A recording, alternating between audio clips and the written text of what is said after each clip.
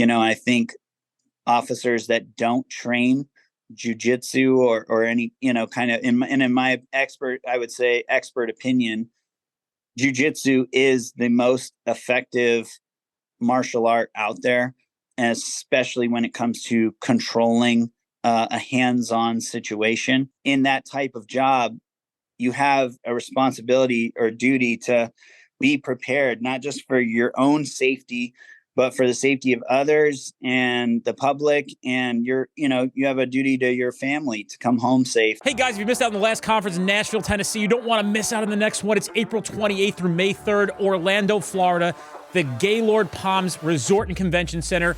You made a mistake missing the last one. You don't want that to happen again on this one. 5 days of some of the best training you're ever going to experience packed into one event. We have an early bird special right now, $50 off. Use 24 early bird on our website, streetcop.com. Look for the conference, click the link, register today. If you want to get significantly better at this profession in 5 days, don't dare miss out on the 2024 Street Cop Conference. 111, 110.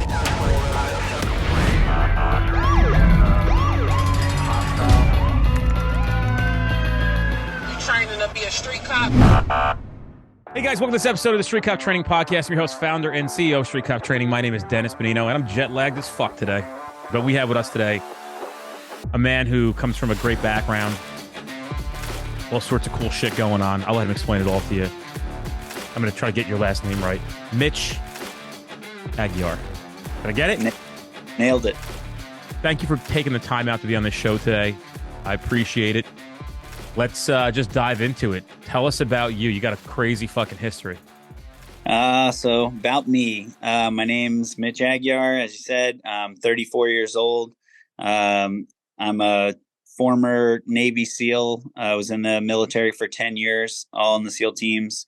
I started fighting MMA while I was active duty and just as a hobby, and ended up becoming ranked number one on the East Coast in 2 different weight classes, and was a 10-time champion in MMA and competed a lot in Brazilian Jiu Jitsu as well.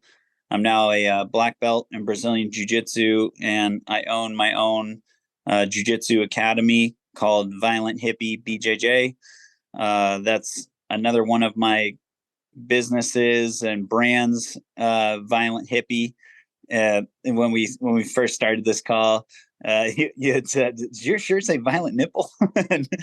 But yeah, so own a brand called Violent Hippie, and that's we sell t-shirts, shorts, training, gear, gis, rash guards, also USDA certified organic CBD oil. I also own another company, a supplement company called MASF Supplements, MASF Supplements. And we specialize in greens and reds. Those are our 2 biggest supplements, but we have a whole supplement line.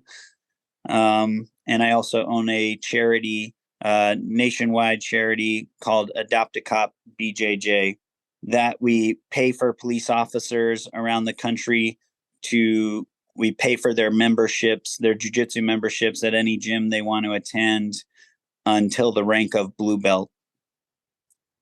And that's kind of me in a nutshell, or at least quick little bio. Where'd you grow up and where do you live now? I actually grew up in Virginia Beach, Virginia, and that's actually where I live now. But I lived here for the first 11 years of my life, then I moved around to briefly Massachusetts, Maryland for a while, then Ohio for a while, then San Diego for a while, then back to Virginia Beach. And I've been here ever since. So the majority of my time in Virginia Beach. And if people aren't aware of it, like Virginia Beach is where a lot of Navy SEALs live, correct? Correct. It's a whole military installation there. That's pretty much the whole Virginia Beach area revolves around the military. Correct. Norfolk, Virginia, which is essentially the town over from Virginia Beach, is the largest naval base in the world. So there's a lot of Navy here for sure. but there's there's military branches. All the military branches are here, but that's predominantly the biggest one. And then you have all the East Coast SEAL teams and Dev Group are all located in Virginia Beach. So So a who lot of came up with Adopt a Cop? I did. Yeah, tell me about that, dude. What was the thought behind that? So the thought behind that was it was right around the time George Floyd and all the screaming in the media for defunding the police. And obviously, like anyone with a brain cell, I thought that was a really dumb solution or answer to that problem. And I saw the problem like any other black belt or any other serious jujitsu practitioner saw the problem in a lot of these videos of these incidents happening that turned into shootings. It seemed to be a lack of ability to control a situation or the confidence to, where a lot of these interactions, it was like, man, if that cop just knew a blue belt level of jujitsu, then this whole thing would have been or could have been avoided. And whether that's like just controlling the situation to where the suspect couldn't get a hold of your weapon, or controlling the suspect to the point where you don't feel and you're in fear for your life. And don't get me wrong, I'm all about a police officer defending themselves if they fear or if they feel their life is in danger. But I think that is not just a black and white statement. You also have a duty as a police officer, in my opinion, if you're going to put yourself in that type of job or role, that you need to, it's on you, or it's your responsibility to also prepare yourself as best you can. And, for those types of situations, right? Like, so you shouldn't just be terrified, in general. Like, you should prepare for what your job could potentially, have you deal with. And that happens to be sometimes combative individuals or human beings. Human beings are unpredictable, and especially in situations like where police are involved in their freedom or whatever. So things could get combative, and you need to be prepared for that, in my opinion. And I think officers that don't train jujitsu or any, kind of in my I would say expert opinion, jujitsu is the most effective martial art out there, especially when it comes to controlling a hands-on situation. So I just think that all cops should train. And that was kind of my initial response or feeling was, I don't understand why every police officer isn't training, or they should have a jujitsu mats, or, a training type environment or fight room, whatever you want to call it, at every police station, or every, facility. And I knew that and also not just a place for them to train by themselves, but also guided instruction, because you need to learn from someone who actually knows what they're doing. So I knew that solution was light years away, and we probably won't ever see that, because that would require way too much money. And I know from being in the military, I know that being in the police is kind of similar, in the sense there's a lot of red tape. There's a lot of, requesting, and, it depends on who's getting credit. Is it, is your boss going to get credit for this? And is it a good idea, et cetera? Is it going to cost a lot of money? Where's the money coming from? Blah, blah, blah. So I knew, just from my experience in the military, that I knew the police was similar, just talking to people. So I thought a better solution and a quicker solution would be to just sponsor police officers to go on their own time to an established jiu-jitsu facility and learn from a credible instructor, on their own time, because I was a SEAL active duty, and on my own time, I would go and train jujitsu at an academy. So, I know it could be done. Whether or not officers are going to put in the time and effort that's required and, necessary, that's on them. And like I said, but I think in that type of job, you have a responsibility or duty to be prepared, not just for your own safety, but for the safety of others and the public. And you have a duty to your family to come home safe and all that. So, long story short, my solution was, let's offer, these sponsorships to police officers. And there was a lot of people that didn't support the defund the police and, that narrative. So this was a way to, hey, put your money where your mouth is. If you really support police officers like you say you do, then I'm offering a solution, and here it is. And you can kind of step up and, put your money where your mouth is. And when I used to send money to the the adopting kids from a foreign country, where you send a couple dollars, and then every month, and then they send you a picture of the kid with a little update, like, you're feeding this, little boy or girl, and your money went to this donation or your donation went to this kid, and they were able to get some clothes and money or whatever, or food. You know what I'm talking about? So I that was sponsor quite a few of those kids. I think two or three. I don't know. I tell the other side of things. Make sure that we're sending money over there.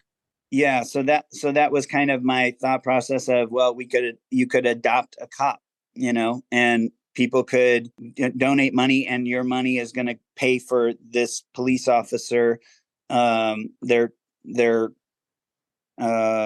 membership for jujitsu. And, and then my original idea was to pair, like Susan donated $50, or is committed to donating $50 a month to support Officer John Smith or whatever. And, that was kind of my original idea with that. And we still do that, with people have specific officers that they want to sponsor or whatever. But yeah, it's kind of blossomed from there, and that's the deal. But I wanted accountability on both ends. I wanted, if people were going to, I wanted accountability on both ends, in the sense, hey, here's a solution. So if you actually do support police officers, put your money where your mouth is. And then on the other end of that, I don't want to ask people to part with their hard-earned money to support a police officer, and then them not take advantage of it or do their part by actually training. So the program is an attendance-based program. So you have to train in order to maintain your sponsorship. You have to train twice a week, which, jiu-jitsu class is usually 1 hour per class. So you have to commit 2 hours a week in order to have your training funded by our charity, which I don't think that's unreasonable at all. And especially with my schedule now, and, I still teach, 3 to 4 nights a week myself, also running 2 other businesses and everything that I've got going on. I can still find time to teach, 3 to 4 times a week. So as a police officer, I feel like, one, you should be training anyway. And then 2, if other people are going to be paying for it, then you have to do a minimum of twice per week in order to maintain your sponsorship. How did you originally launch the program? So I originally just came up with the idea, and I funded it myself. My companies were, fairly successful and large enough to where I could donate money myself. And so I actually put the first 60 police officers on my personal credit card just to get the program going and get some, like a proof of concept, essentially, because I figured that everyone that I told about the idea thought it was a great idea and everything. So I figured if we get this going, get the proof of concept going, we'll have, help, like basically other companies that support law enforcement, or bigger, corporations, or people with, deep pockets, or et cetera, would want to step up and help me out, essentially, and grow it from there. Or, and also, like, there's an Instagram side to it. So those police officers, they have to also post essentially their check-in posts are on Instagram. They post a picture of them at training, or after class or whatever, and they just say, hey, this is me training, and this is why this training helps my job, or whatever. Please consider donating to Adopt a Cop. And, they tag Adopt a Cop BJJ in the Instagram post. And that's how they check in, and that's how we build awareness of the program. How successful has the program been? It's been really successful, I would say. It's a little over 2 years old. We're in all 50 states, and we have over 1,000 gyms across the country that are affiliated with us, that are a part of the program, and have officers training at their gyms. And so far we've graduated over 200 blue belts. If somebody decides to sign up for Adopt a Cop and they become an eligible candidate, do they have to complete it to a blue belt? No. So if they don't feel like training anymore, then they can just stop training, stop posting, or whatever. And we, they just aren't a part of the program anymore. How does somebody apply to be part of the program? You apply on adoptacopbjj.org. But, and so I'll say that we've been successful in the sense, the program has grown quite large and everything. And that was, I would say, mainly due to my willingness to, donate a lot of money myself to it and expand it quickly. And I've put all of the money, 100% of our donations thus far have gone directly to supporting police officers' sponsorships. And I have personally, donated a ton of money to getting t-shirts made, gis made, rash guards, etc. And I set all of those in the name of Adopt a Cop, and then I sell those on Adopt a Cop's website and donate 100% of the money back to sponsoring officers. And that was, my way of essentially trying to throw gas on the fire and make it just grow as quickly as it could. So that's been a success in the speed that it's grown and participation, I would say. But we have not had a lot of success in getting donations. I've never owned a charity before.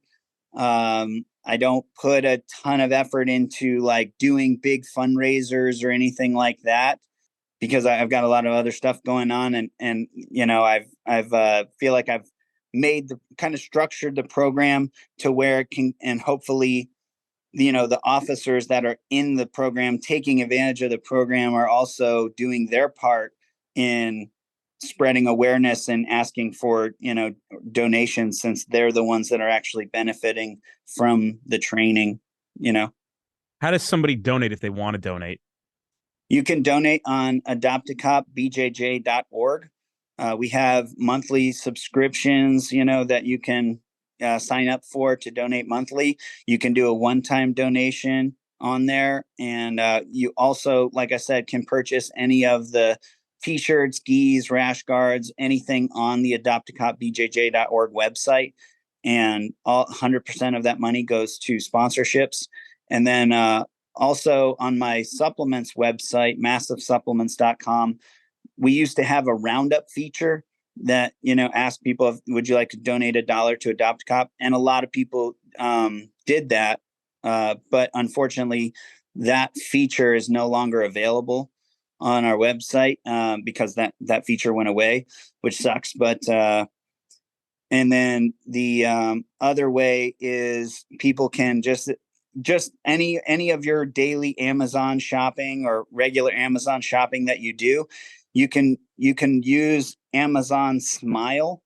It's like Amazon.smile or whatever it is, and that is the same exact website as Amazon, except you can pick a charity, and Amazon will donate a portion of your sale to the charity of, an approved charity of your choice.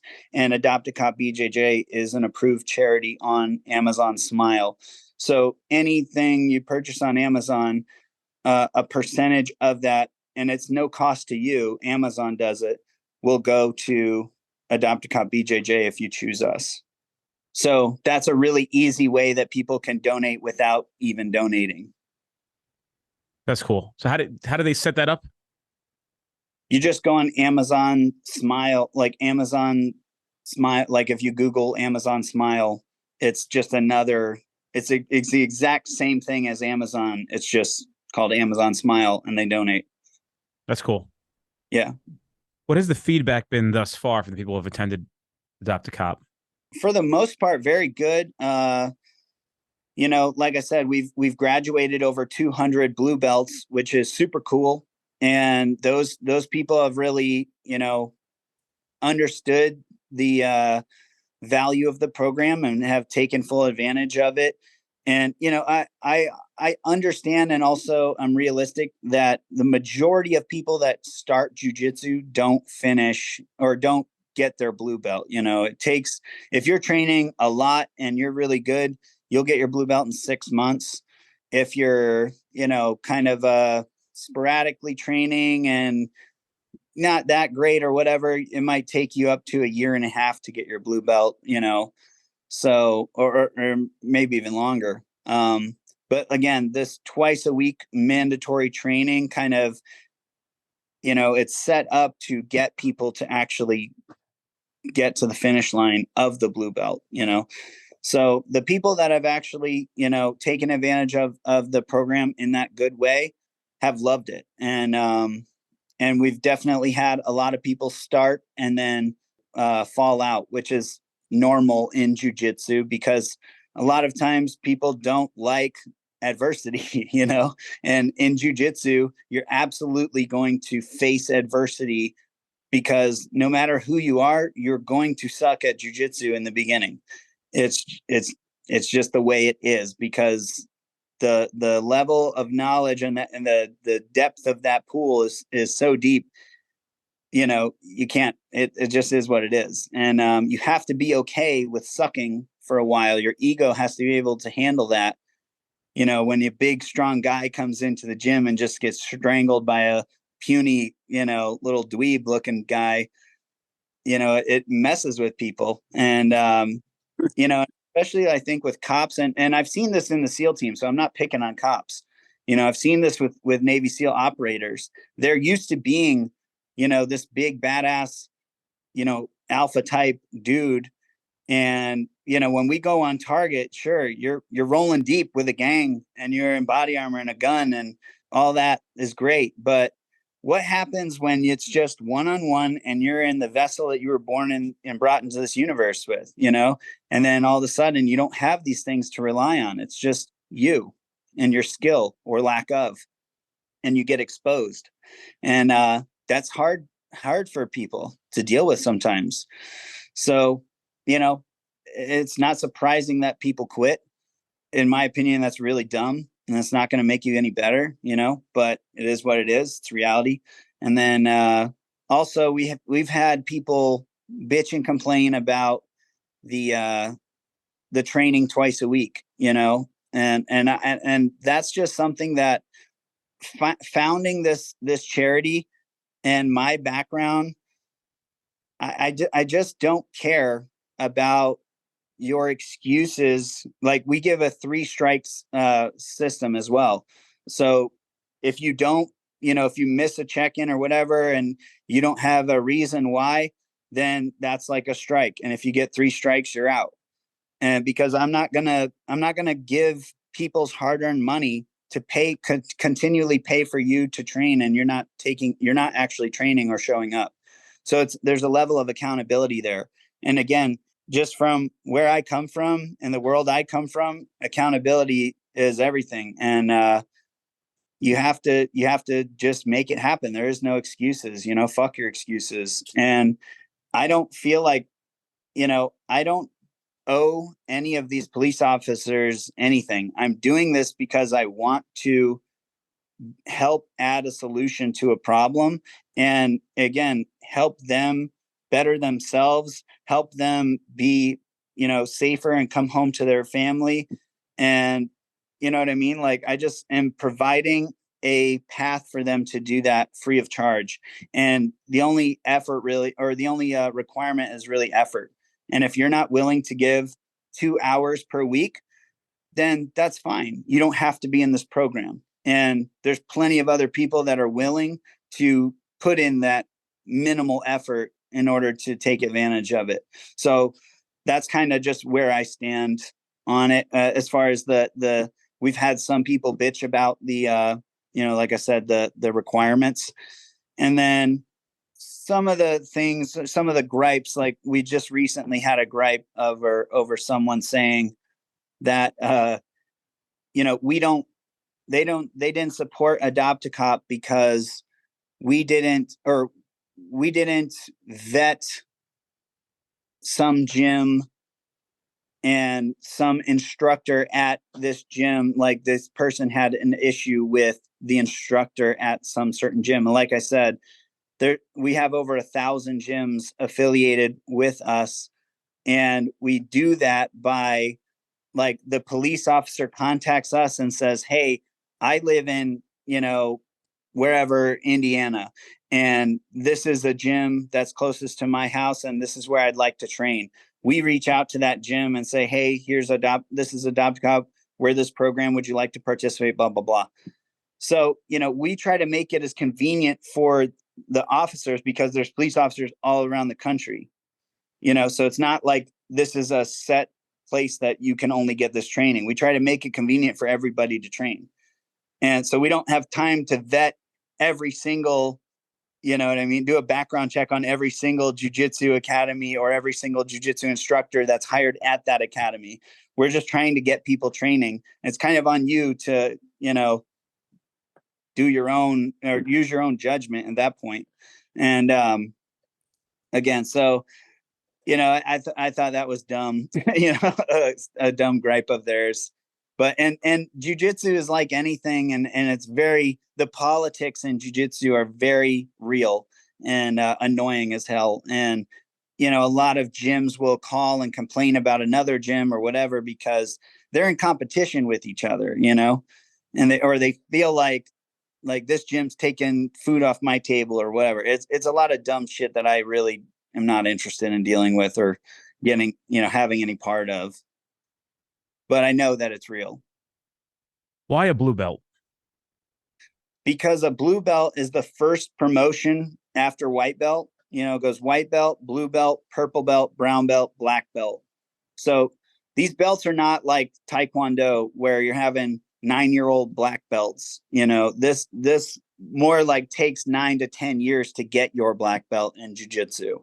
But a blue belt, like I said, if you are dedicated and, going, on a regular basis, you can achieve a blue belt in roughly 6 months, if you're good. And a blue belt level of knowledge, if you take anybody that is a blue belt versus someone who has no grappling experience, that person that has no grappling experience has about a 0% chance of winning that exchange if the altercation went like physical. In a situation where you go hands-on with someone, or you're marshaling or trying to arrest and detain somebody or anything like that. And most people don't train. Most people have no training experience. And it's really not an exaggeration to say what I'm saying. Like, and anyone who trains jiu-jitsu specifically will tell you that. You know, it's funny. We had Phil Migler-Reese come in. You know, Phil? Yeah, from he's in Philadelphia, right? Yeah. So Phil, Yeah, the animal black belt. what is he? The animal black belt? I think that's his Instagram handle is animal black belt. Phil's a good dude, and Phil said the same thing. He felt 6 months of training would be where you'd need to be as a police officer at a very minimum. Yeah, and I believe he's a fifth degree black belt or something like that. About to be a coral belt. I just discovered that there's a coral belt. Didn't know that. Yeah.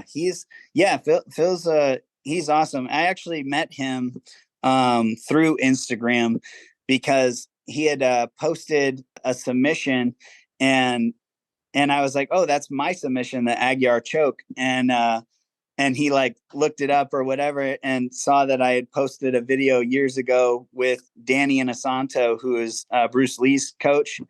And, he's a black belt under Jean-Jacques Machado. And I posted a video a long time ago with me and Kenny Johnson. And I was showing this submission and I had to like ask every black belt I knew, what it was called, and nobody had seen it. And, got it verified by a Hicks and Gracie black belt. And, I showed it at a seminar with Henzo and, actually did it on Henzo. It's kind of cool. And, he had posted a video and I said, hey, that's the Aguiar choke. And then he showed me like a version he did and it was cool. We kind of shouted each other out and we've been supporting each other ever since. Phil's a good dude. Yeah, he's cool. Seems like a badass. Hey guys, follow us on all social media platforms to include Instagram, Twitter, Facebook group. We have so much information going out every single day, and we don't want you to miss out on any of that stuff. So check it out. Go give us a follow. Dude, I like how you said earlier, fuck your excuses, because I'm thinking I'm going to have that printed out and put it on my wall here. Nice. Maybe make a shirt of it. I'm sure somebody else has already taken that already, but it's so funny when I tell people about, I guess maybe succeeding in life outside of how you've been raised, to like having some mindfulness into the way that you behave and your own behavior. I think one of the strongest things you can do as a human being is begin to recognize excuses. Because once you recognize excuses, you can see them a mile away. As a matter of fact, I probably pick my friends based on whether or not they actually make excuses or don't make excuses. That's probably how I choose my circle of people that I decide to spend time with, which is a very, very small circle. Yeah, you can make excuses or you can make it happen, and it just boils down to effort at the end of the day. And, I know circumstances are one thing, but it's kind of like that analogy, there's these two brothers and they had their father was an alcoholic. And when they both grew up, one of them became an alcoholic and the other one became extremely successful. And when they asked him, why are you an alcoholic? Well, the answer is, well, my father was an alcoholic. And then when they asked the other brother, why are you so successful? And he goes, well, my father was an alcoholic. It just boils down to what choices you make. Yeah. I guess how you want to see your life. Right. Married, kids? Me? No, not married, no kids. That's it, huh? Yeah. Everyone, my siblings are all married with kids. I feel like my businesses are sort of my kids. I get it, dude. It's so interesting. I think people believe they have to be led down a certain path and follow that path. But the reality is you get to choose to live your life any way you want. And you don't have to pick your lifestyle based on other people's expectations, Yeah, no, totally. And I see, I see the benefits of both. And I see the perspectives, from both, and how it can be great for some people and completely fulfilling and all of that. And then others, are sort of not making the most of it and not enjoying it. And then other way around too. I see people that are workaholics or whatever and unhappy, and then others that are, love what they do. And, it's just all about what works for you. And I think anything is, again, just kind of what you make of it. Right now, for me, my businesses are kind of my babies, and I put a lot of effort into them, and it is kind of like a child, like they require a ton of your time and effort, and you have to nurture them for them to mature and, and be be good and successful and just like a kid, and to me, I really look at, especially as I got older, reflecting and looking back at my own like upbringing and stuff. I felt extremely lucky that my parents were such like loving and encouraging people. I don't come from money or anything like that, but my parents, really made me feel loved and supported, and, like they cared and encouraged to, that I could do whatever I wanted to. I just had to apply myself and work hard. And I had like good values and morals instilled in me. And I, at the time, when you're a kid, you kind of growing up, you kind of think that everybody's receiving this, and this is just kind of normal because you don't know any better. But then like, as I got older and hearing other people's stories about their relationships or experiences growing up with, shitty parents or, non-supportive parents or whatever the circumstances may be, I really saw how impactful it was on their life in a negative way. And then, really seeing how impactful it was in my life in a positive way. And that's something that I'm very, very grateful for. And, it also has made me look at my own life and like being a parent. If I was to have a kid, I would definitely want to be, all in on that and be a good parent, because I see how important it is. And I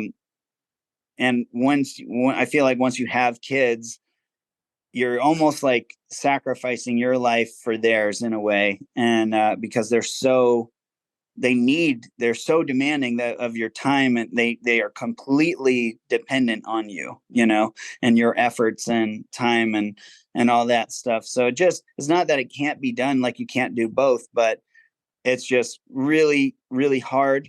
And I'm sure to do both well. And right now I feel like, I'm not in a rush. If it happens, it happens. Cool.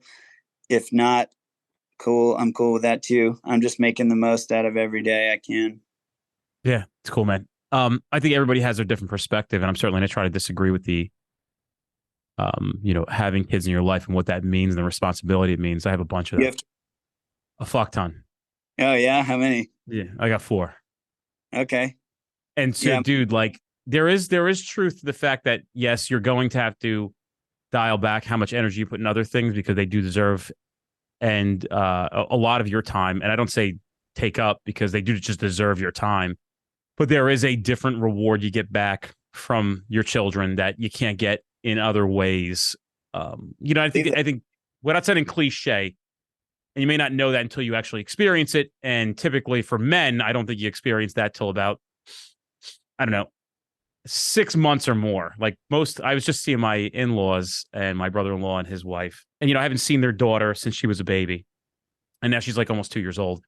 And how I like get to enjoy her now as a guy versus like holding a little football, while she's sleeping in my arms. Like women really like that part of life. But, now it's so much fun. So people might have kids or be new parents, and for the men at least, like, oh, I hear you saying this, but like I had this little baby at home. Like, yeah, no, it's a fantastic thing, but just wait till they hit like 18 months and they're a fucking blast, dude, because it's a lot of goddamn fun to have kids, and they do return on your investment really nicely. It's a wonderful, wonderful feeling. So, but it doesn't mean that you're missing out on anything, and vice versa.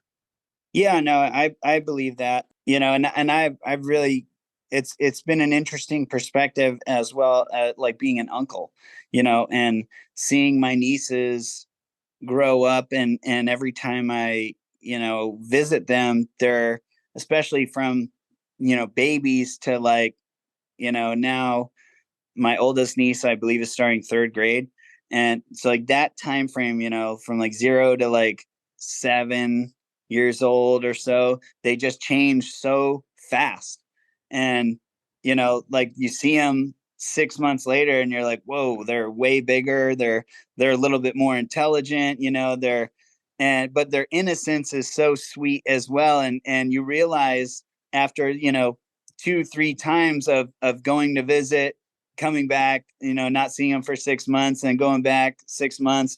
And you're like, wow, these are drastic, like, changes, and they're not going backwards. You're not getting that time back. So, it made me want to be present with them more and really enjoy primarily like their innocence and their cuteness at that age, because the next time you see them, they're not going to be there, and they're going to, be a little bit more logical. They're going to be a little bit more, of a human and an adult, you know what I mean? And, so that's been an interesting experience. And again, really made me also value that decision about having kids, is because I see how fast they grow up.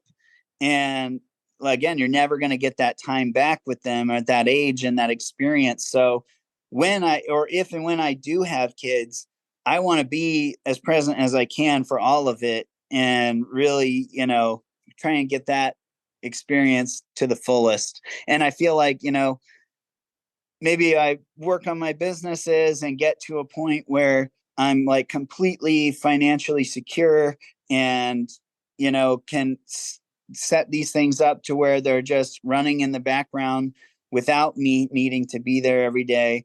And then now I can step back and have kids and, be fully present for that, and still have my businesses at, they're now adults and like in the world on their own. You know what I mean? Yeah, for sure, dude. Well, look, brother, it's been real good having you on. It's great meeting you. People constantly solicit us to, move forward with Adopt a Cop and help, and we certainly would love to and continue to do so. It's so funny because I didn't know what the business platform was, and years ago, people were like, whenever you started it, like, "Hey, share this." I'm like, "Hey, is this legit?" Like, you know what I mean? We didn't know as a company, but anytime I get solicited, I certainly pass it along on our social media platforms. And if there's anything else that we can do for you, let me know. I know it's a nonprofit. I like it. I'd like to help. We always have a big audience here of law enforcement officers. So if there's anything I could do for you, anything you want to say before we wrap this up? I also own MASF Supplements. That's like my primary company.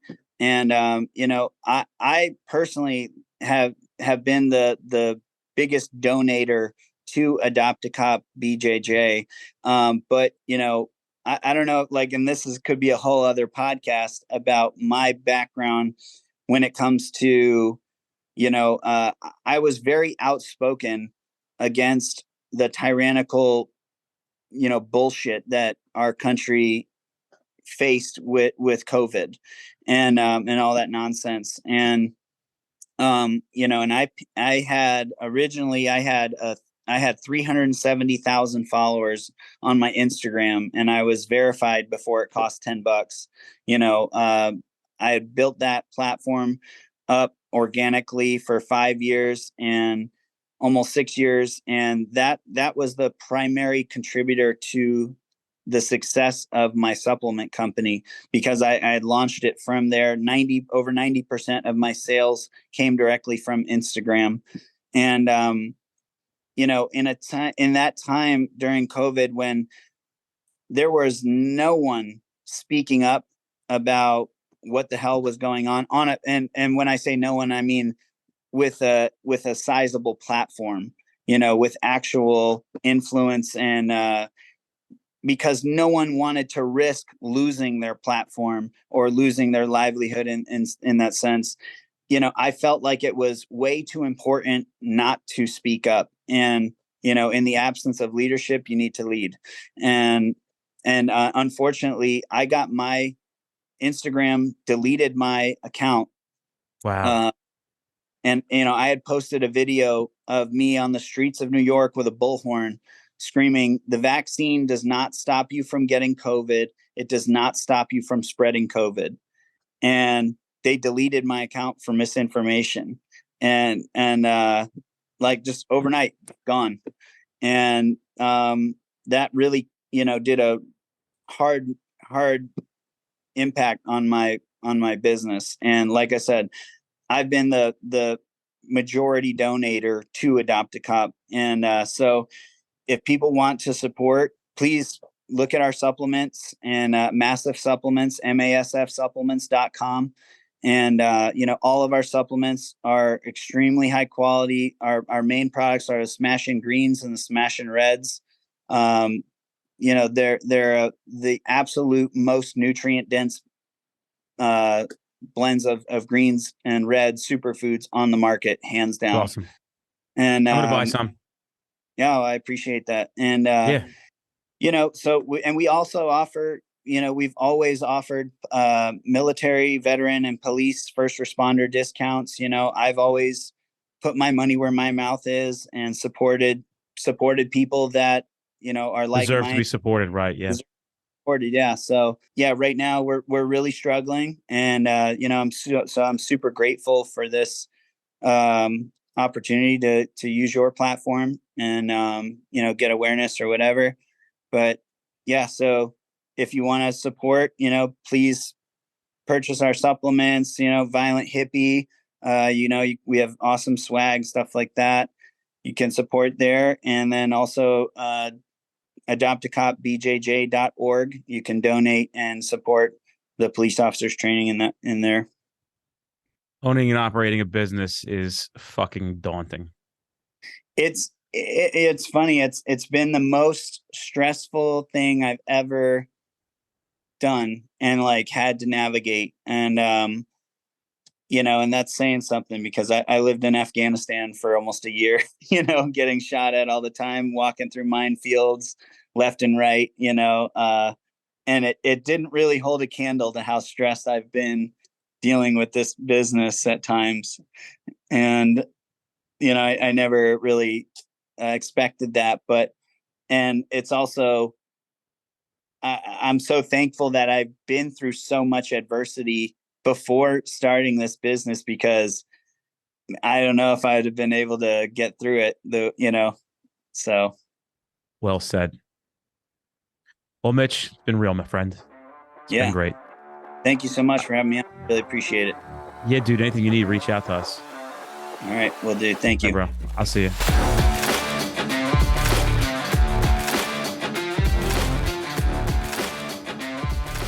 Hey guys, check out our upcoming training at streetcop.com. Don't forget, we have 50 instructors nationally teaching a variety of topics. These are the best classes you're going to experience in your career. We make sure of it. You're going to love it. I guarantee you're going to be thankful that you went. Check us out at streetcop.com for all upcoming classes in your area.